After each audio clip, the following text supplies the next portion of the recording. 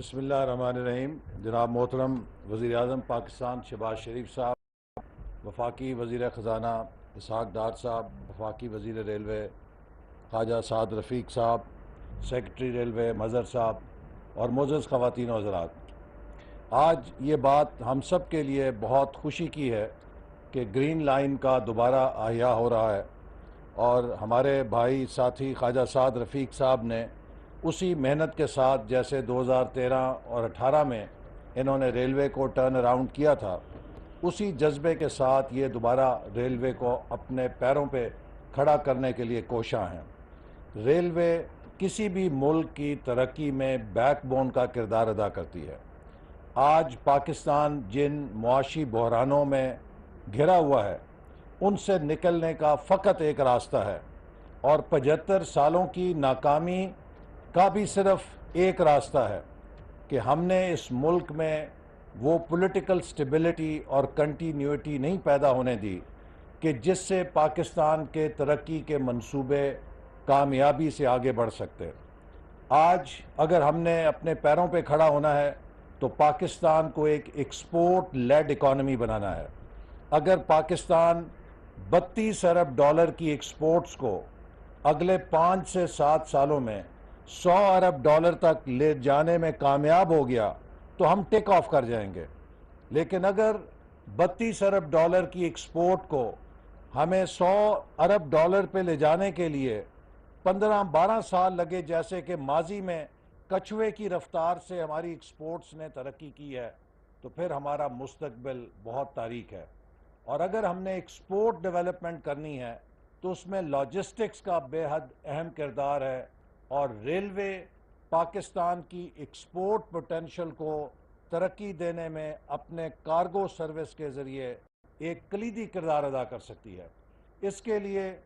ML1 کا منصوبہ 2017-18 میں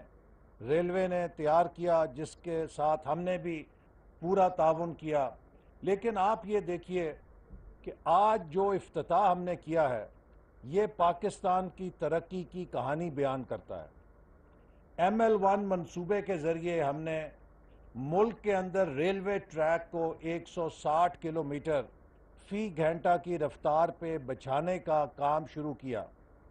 لیکن حکومت کی تبدیلی کے بعد اس منصوبے کو بیان بازی کی نظر کیا گیا، سرد خانے میں ڈالا گیا۔ آج 4 سال بعد ہم وہیں کھڑے ہیں جہاں 2018 میں چھوڑ کے گئے تھے، لیکن اس ٹریک پہ چلنے کے لیے جن بوگیوں کا آرڈر کیا اور جو چین نے تیار کرنی تھیں وہ تیار ہو کر آ گئی ہیں۔ تو آج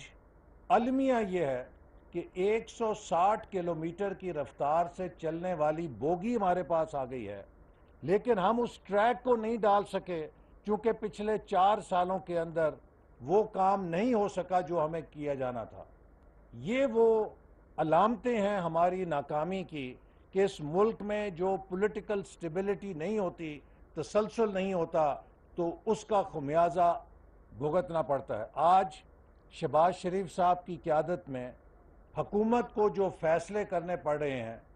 میں ان کی مثال اس کلائمیٹ ڈیزاسٹر کے سے دیتا ہوں جس کا پاکستان نے سامنا کیا ہے۔ پاکستان 1% سے کم کاربن ایمیشن کرتا ہے۔ ہمارا دنیا میں آلودگی پھیلانے میں کوئی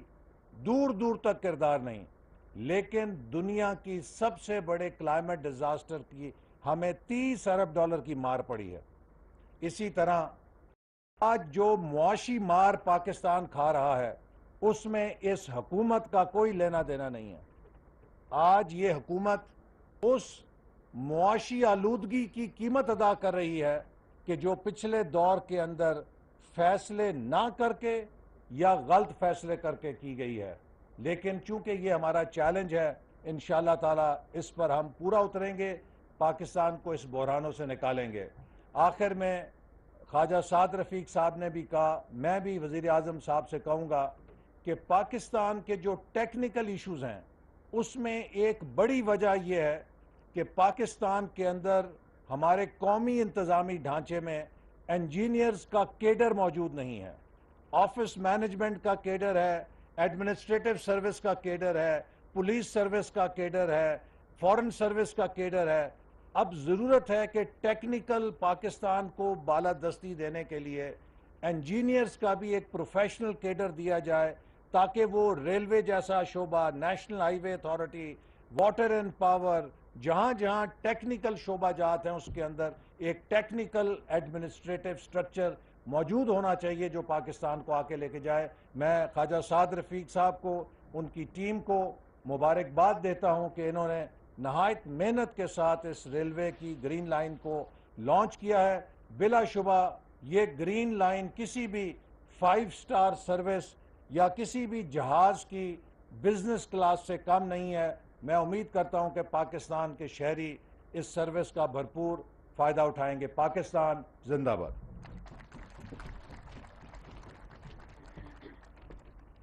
بہت شکریہ۔ اب میں وفاقی وزیر خزانہ محمد